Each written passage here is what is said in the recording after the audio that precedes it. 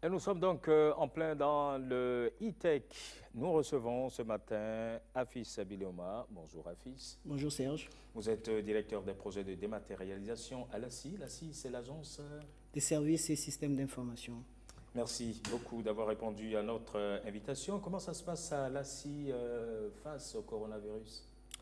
Tout va bien. Nous prenons de plus en plus les bonnes mesures. Nous définissons avec tous les salariés de l'ACI les gestes barrières à définir.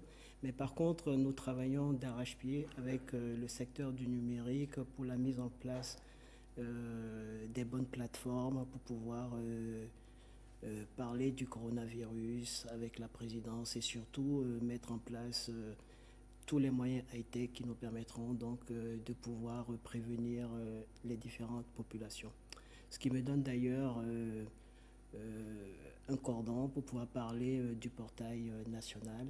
Exactement. Qui donc nous permet de pouvoir dématérialiser l'ensemble des démarches de notre administration et qui surtout permet aux Béninois donc de pouvoir de chez eux consommer la plupart des services de notre administration sans avoir à se déplacer. C'est l'un des avantages premiers que l'on peut avoir sur ce portail, qui est de se dire qu'à un moment où on a besoin de consommer plusieurs services de notre administration, de pouvoir le faire de partout dans le monde.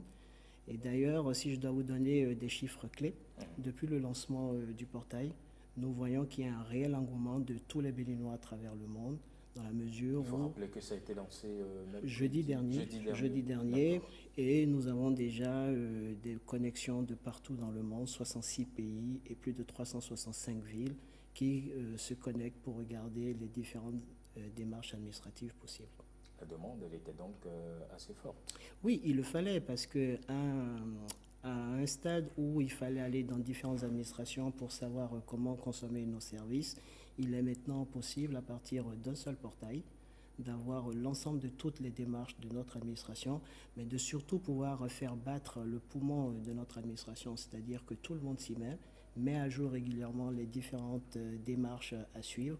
Et nous avons près de 300 démarches qui sont aujourd'hui listées sur le portail, un sixième de ces démarches étant entièrement dématérialisées. D'accord. Alors, les coûts d'accès restent quand même une barrière à la connectivité dans notre pays. Peut-on envisager que l'accès à ce portail puisse être gratuit? C'est quelque chose que l'on pourra envisager un peu plus à terme. Mais ce qu'il faut voir, c'est qu'il y a déjà des réels avantages à pouvoir utiliser ce portail. C'est-à-dire qu'au lieu d'avoir à se déplacer de chez vous, vous pouvez tout à fait consommer un service. Et si je dois prendre des exemples bien précis, si je prends par exemple une des populations qui a été vraiment celle pour laquelle nous avons beaucoup travaillé, qui est celle de nos retraités, celle du troisième âge, parce qu'ils ont beaucoup donné pour notre pays. Le but était de pouvoir dématérialiser l'ensemble des démarches les concernant, de sorte à leur permettre de pouvoir consommer ces services de chez eux. Je donne un exemple bien précis.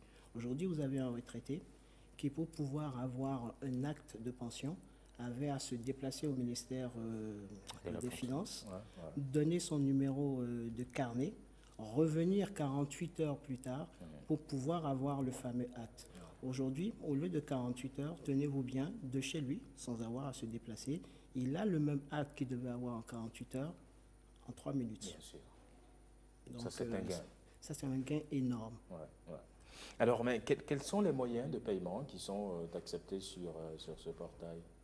Tous les moyens de paiement sont acceptés, surtout les plus utiles chez nous qui sont le mobile money. Donc lorsque vous arrivez au moment de devoir payer, vous pouvez payer soit donc en mobile money MTN ou bien Move, ou bien tout à fait avec votre carte bleue, vous avez la possibilité de pouvoir consommer le service. Et le prix reste exactement le même que le prix du service physique. D'accord. Est-ce qu'il y a d'autres services qui sont prévus pour être ajoutés au portail par la oui, tout à fait. Comme je disais, aujourd'hui, on en a listé 300, un sixième étant aujourd'hui dématérialisé, et le but est de pouvoir les dématérialiser au fur et à mesure.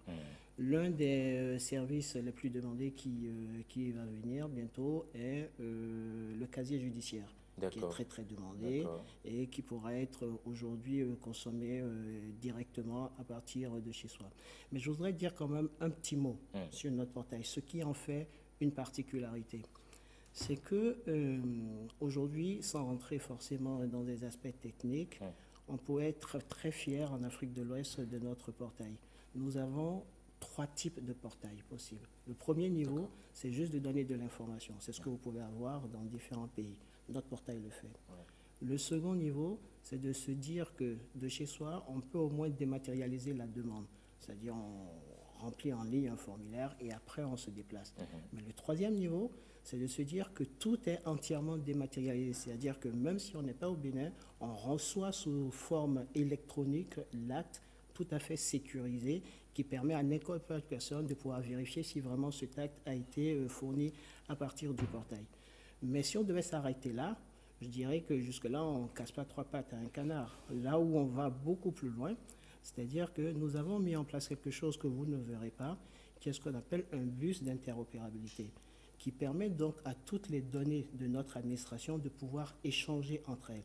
Je donne un exemple. Lorsque notre fameux retraité aujourd'hui donne son carnet de pension, c'est grâce à son numéro NPI qui est issu du RAVIP que l'on va vérifier s'il est la bonne personne pour pouvoir consommer ce service. Donc ça, c'est un des avantages que n'ont pas les autres portails et que l'on a mis en place. Et la dernière chose qui est importante, c'est qu'aujourd'hui, lorsque vous consommez un service physique, c'est très très simple. Je viens avec ma carte d'identité, vous me voyez en face à face et vous savez que je suis la bonne personne pour pouvoir utiliser. Donc ce qu'on a fait, et on est les seuls en Afrique de l'Ouest, c'est que pour pouvoir utiliser certains services jugés très sensibles, par exemple le casier judiciaire, le certificat de nationalité, on s'authentifie sur le portail avec son numéro NPI qui est issu du RAVIP. C'est-à-dire qu'on ne vient pas sur le portail, on ne crée pas un compte en disant voilà, je m'appelle Afis Biléoma et je peux avoir 3-4 comptes. Le compte vient automatiquement à partir du numéro NPI que l'on a récupéré au niveau donc, de l'Agence nationale d'identification des personnes.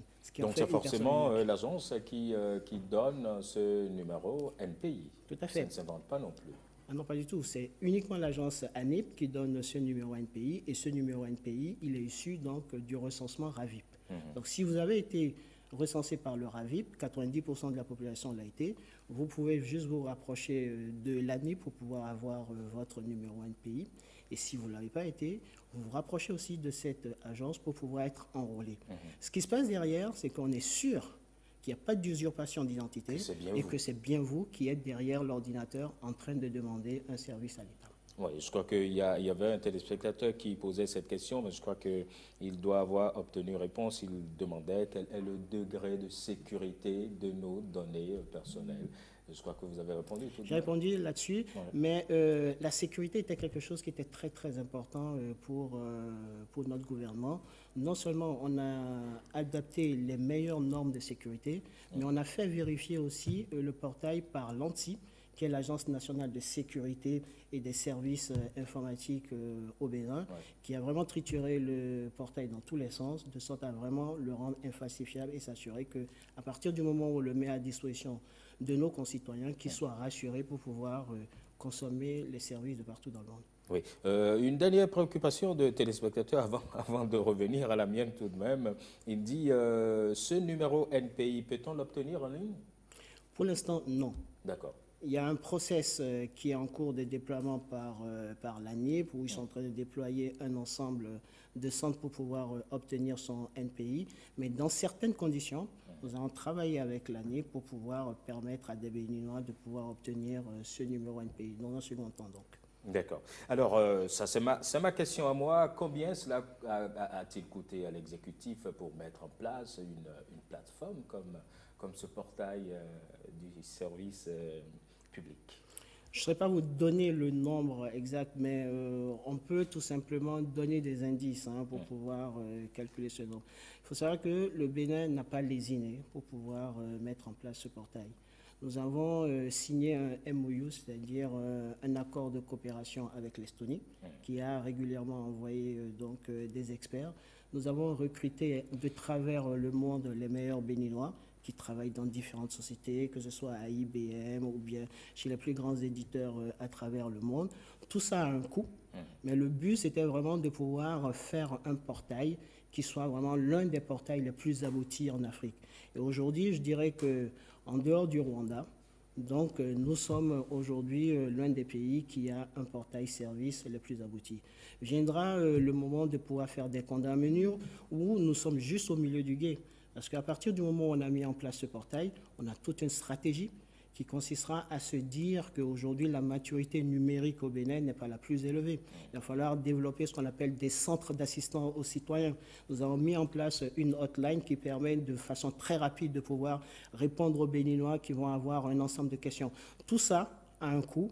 Viendra le moment du calcul, mais le but, c'était vraiment de donner un joyau aux Béninois.